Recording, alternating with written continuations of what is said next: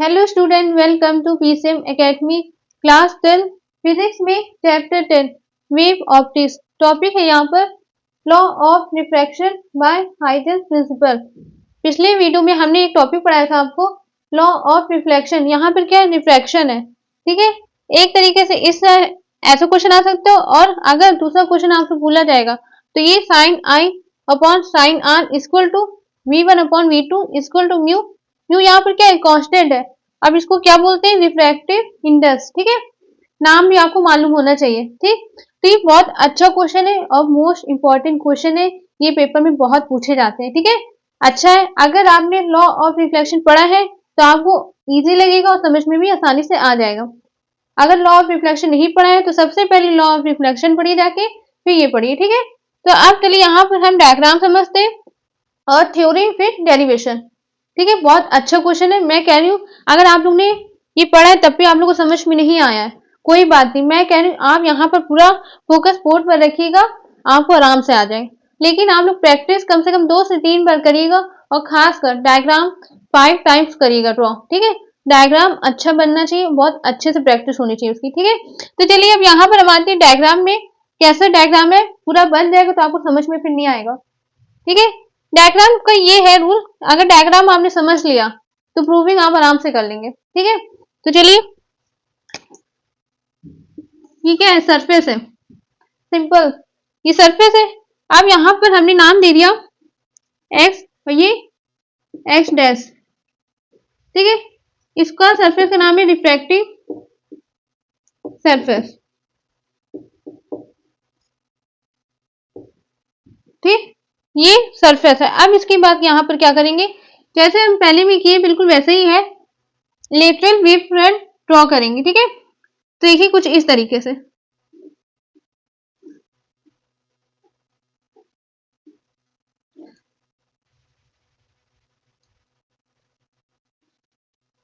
आप लोग स्केल से ड्रॉ करिएगा, आराम से ड्रॉ हो जाएगा। ठीक है, मैं बोर्ड में ड्रॉ कर रही हूँ, पूरी कोशिश करूंगी अच्छा बने डायग्राम और आपको अच्छा लगे देखने में। ठीक है, तो चलिए, ये क्या है, वेव फ्रंट है।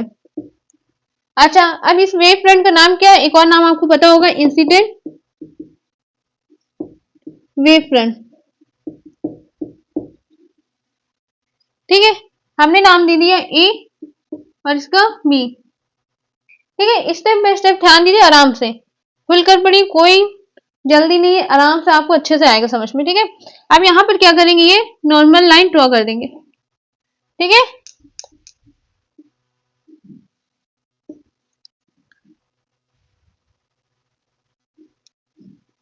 ठीक, ये हमने मान लिया N1।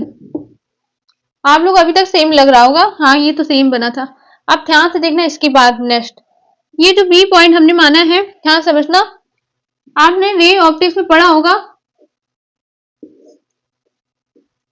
ठीक है, ये क्या है, रेयर मीडियम, और ये टेंसर मीडियम।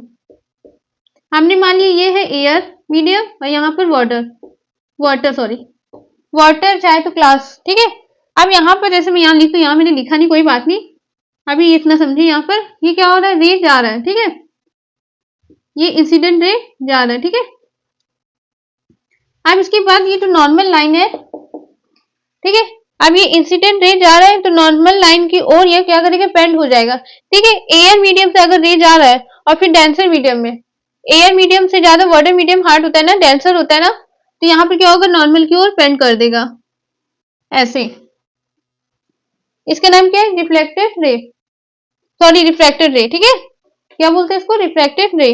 ठीक, ये बेसिक पॉइंट है। अब यहाँ पर लाइट, स्पीड ऑफ लाइट है ना v, यहाँ पर v1 मान लिया और इसमें v2। ठीक है, अच्छा आपसे पूछा जाएगा कि लाइट ऑफ स्पीड किसकी ज्यादा होगी, v1 की v2 की, v1 की। क्यों, क्योंकि यहाँ पर एयर मीडियम में वेलोसिटी, यहाँ पर क्या होता है, एयर मीडियम देखिए बहुत दूर दूर होती है ना, तो आराम से ये ट्रेवल कर देगा, आराम से जाएगा। पर डेंसर मीडियम में कम हो जाएगी स्पीड ना, इसलिए यहाँ पर v1 की वैल्यू ज्यादा होती है, यहाँ पर देखिए, और v2 की कम। ठीक है, ये रफली ड्रॉ था, ये मैंने समझाने के लिए आपको। अब इसके बाद देखिए, वैसे यहाँ पे इस पार्ट को मैं ले रही हूँ। ठीक है, तो ये पी पॉइंट में एंटर किया रिफ्रैक्टिंग सरफेस पर, अब क्या होगा, नॉर्मल लाइन की ओर क्या करेगा, बेंड होगा। ठीक है, तो यहाँ पे जब करेंगे तो ऐसे कुछ तरीके से ड्रॉ होगा। हमने मान लिया ये y। ठीक, यहाँ तक आप लोग अच्छे से समझ में आ गया। अब P पॉइंट में जितनी देर ये हमने ड्रॉ किया, बेंड हुआ, तो ये जो A पॉइंट है, इस वाला पार्ट, ये क्या करेगा, आगे ट्रेवल करेगा, ये रिफ्लेक्टिंग सरफेस तक जाएगा। ठीक है, कुछ इस तरीके से।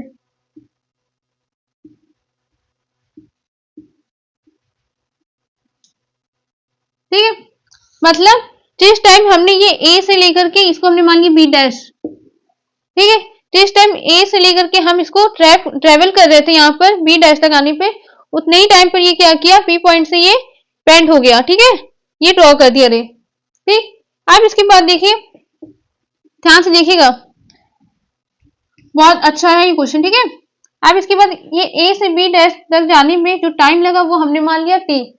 टाइम कितना लगा, T लगा। ठीक है, तो आप लिखना चाहे तो यहाँ लिख लीजिएगा, let the time taken from point A to B dash B T। ठीक है, अब यहाँ पर A से B डैश तक जाने में जो टाइम लगा वो कितना लगा, T लगा। ठीक है, अब आपसे बोला जा रहा है A से B डैश तक कितनी डिस्टेंस कवर की, कितना डिस्टेंस कवर हुआ। ठीक है, आप मान लीजिए हम डिस्टेंस कैसे निकालेंगे, डिस्टेंस निकालने के लिए हमको वेलोसिटी पता होना चाहिए। जैसे कि यहाँ पर क्या है, ये रियल मीडियम है, मैं इसको रफ कर दे रही हूँ। ठीक है, बहुत गंदा लग रहा है इधर। ठीक है, आप इसको रफली नोट कर लीजिएगा, बहुत ज्यादा वो भरा भरा लग रहा है, इसलिए इसको हम हटा दे रहे हैं। ठीक है, ताकि आपको अच्छे से समझ में आ जाए। ठीक, अब यहाँ पर देखिए ये क्या है, रियल मीडियम है, यहाँ पर लिख लो। ठीक है, हमने मान ली ये एयर मीडियम है। ठीक है, हमने मान लिया। अब यहाँ पर डेंसर मान लिया वाटर मीडियम। ठीक, अब एयर मीडियम के लिए यहाँ पर वेलोसिटी हमने मान ली v1 है। ठीक, और वाटर मीडियम के लिए यहाँ पर वेलोसिटी हमने मान ली v2। ठीक है, मतलब यहाँ पर रिफ्रैक्टिंग सरफेस के ऊपर की बात करिए, A से B डैश तक जाने पे कितना डिस्टेंस कवर हुआ वो हमको निकालना है। तो हमको वेलोसिटी पता है v1 है, तो आप चाहे तो लिख सकते हैं let the velocity of wave. ठीक, v1। ठीक, तो डिस्टेंस फिर निकालेंगे, यहाँ पर कितना आएगा, हम डायरेक्ट लिख रहे हैं। ठीक है, distance equal to A B dash, formula क्या होता है, वेलोसिटी इंटू टाइम। अब वेलोसिटी कितना है, v1 है, और टाइम t। अच्छा, आपको मैंने बताया था जैसे एयर मीडियम के लिए वेलोसिटी ज्यादा होगा कंपेयर टू वाटर मीडियम से। ठीक है, जो वाटर मीडियम है उससे कंपेयर करें तो वेलोसिटी v1 ज्यादा होगा और v2। ऐसे यहाँ पे डिस्टेंस कितना है, डिस्टेंस किसकी ज्यादा होगी, ए बी डैश की।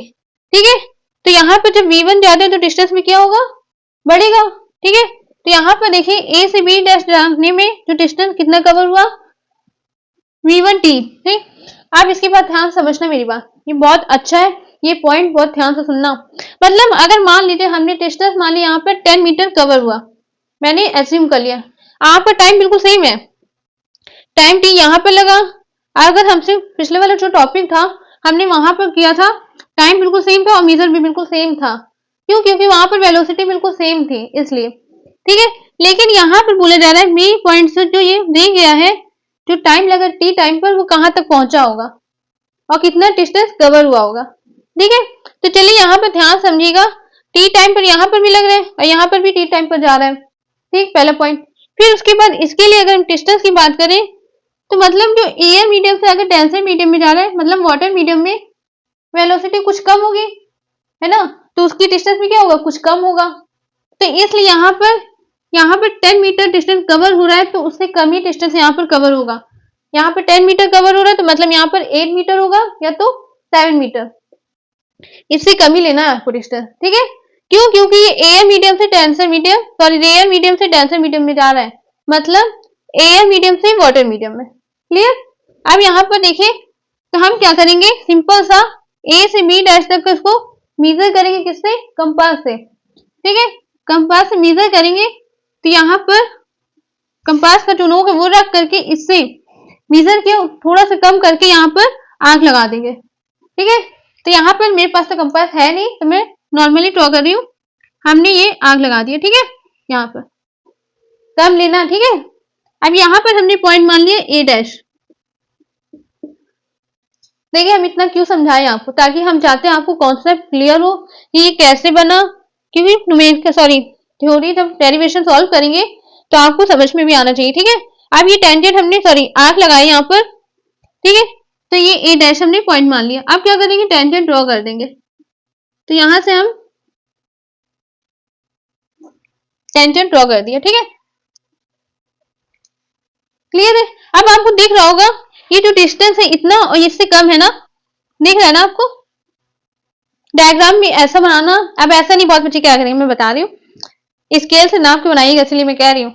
बहुत बच्चे क्या करेंगे, इतना ही डायग्राम जो इतना डिस्टेंस है उतना ही दिखा देंगे, तो उससे ज्यादा दिखा देंगे, डायग्राम कट जाएगा, फिर 0 नंबर मिलेंगे फिर, ठीक है। तो ऐसा काम बिल्कुल मत करना, हमेशा एक स्टेप पॉइंट और मीजर कर करके यहाँ पर ड्रॉ करना, ठीक है। अब यहाँ पर आपने जब टेंजेंट ड्रॉ किया, आपको अच्छे से पता है ये एंगल कितना बनाता है, 90 डिग्री, ठीक है। अब यहाँ पर वेव फ्रंट है, तो यहाँ पर भी ए में कितना बनाएगा एंगल, 90 डिग्री। चलो यहाँ तक क्लियर हो गया। अब इसके बाद देखिए जो ए से बी डैश जो रे गया ये रिफ्रैक्टिंग सरफेस पर यहाँ तक। अब यहाँ पर क्या करेंगे, हम नॉर्मल लाइन ड्रॉ कर लेंगे, ठीक है, कोई बात नहीं, कट गया, फिर से कर देते, ठीक है। अब ठीक है, अब इसको क्या करेंगे, नॉर्मल लाइन ड्रॉ कर देंगे।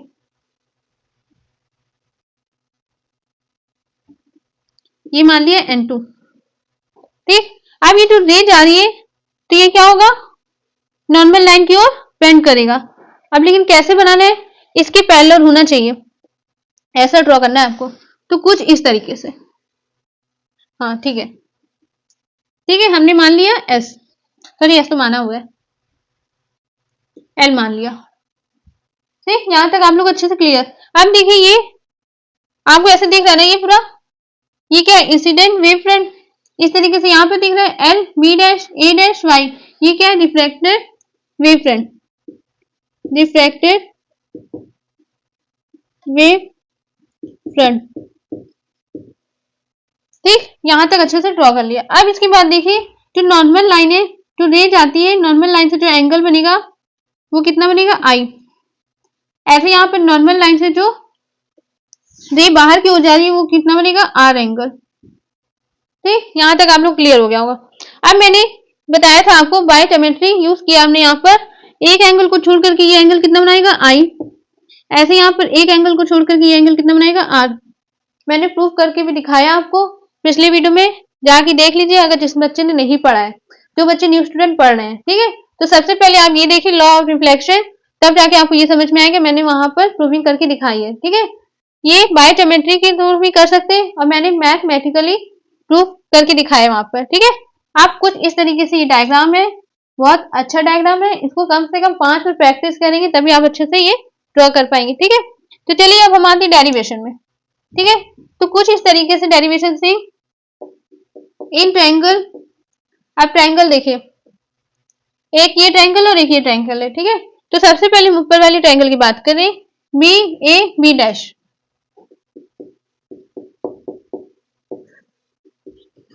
ठीक है। अब देखिए साइन आई, यहां पे लेंगे साइन आई, फॉर्मूला क्या होता है साइन थीटा का, परपेंडिकुलर अपॉन हाइपोटेनस, ये आप लोगों ने 10th क्लास में पढ़ा होगा, ठीक है, बहुत अच्छा है, परपेंडिकुलर अपॉन हाइपोटेनस। अब यहाँ पे देखिए परपेंडिकुलर क्या है, देखिए जो एंगल है, यहाँ पर जो एंगल लिखा होगा, मान लो सपोज यहाँ पर अगर थीटा लिखा है, यहाँ पर मान लो एस लिखा है, अगर जहां पर भी आपको एस दिख रहा है ट्रायंगल में, है ना, तो जो एंगल उसके सामने जो बनाता है उसको हम क्या बोलेंगे, परपेंडिकुलर, ठीक है। एंगल के सामने वाले जो लाइन है उसको बोलेंगे परपेंडिकुलर। तो परपेंडिकुलर लाइन कितना है, इन्हें ए से बी डैश, ठीक है, ए बी डैश अपॉन में हाइपोटेनस, एंगल 90 दिख रहा है, ठीक है, अगर 90 डिग्री उसके जस्ट सामने जो लाइन ड्रॉ हो रही है वो हाइपोटेनस होती है, तो हाइपोटेनस कितना है, बी बी डैश, ठीक। अब क्या करेंगे, sine i is equal to A B dash की वैल्यू हमने निकाली थी V1t अपॉन में बी बी डैश, इसको मान लिया इक्वेशन 1। अच्छा हमने इसकी वैल्यू नहीं निकाली बी ए डैश की, देखिए बी ए डैश की वैल्यू क्या होगी, वेलोसिटी कितना है v2 और टाइम कितना लगा t लगा, टाइम सेम है पर वेलोसिटी अलग अलग है, तो यहाँ पर v2 है तो यहाँ पर लिख लेते हैं बी ए डैश की वैल्यू v2t। ठीक है, अब चलिए यहाँ पर सॉल्व करते हैं सिमिलरली।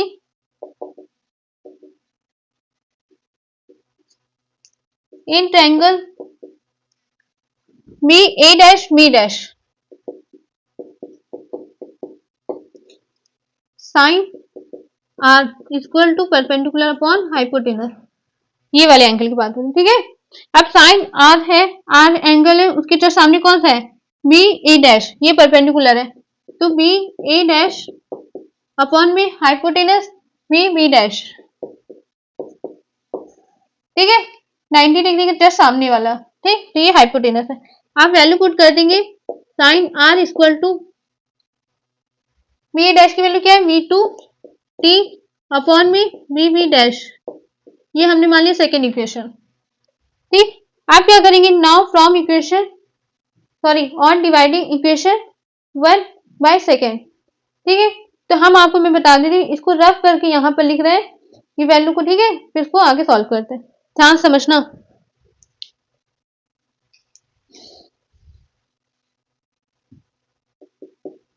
v2t अपॉन में v b dash on dividing equation first by second.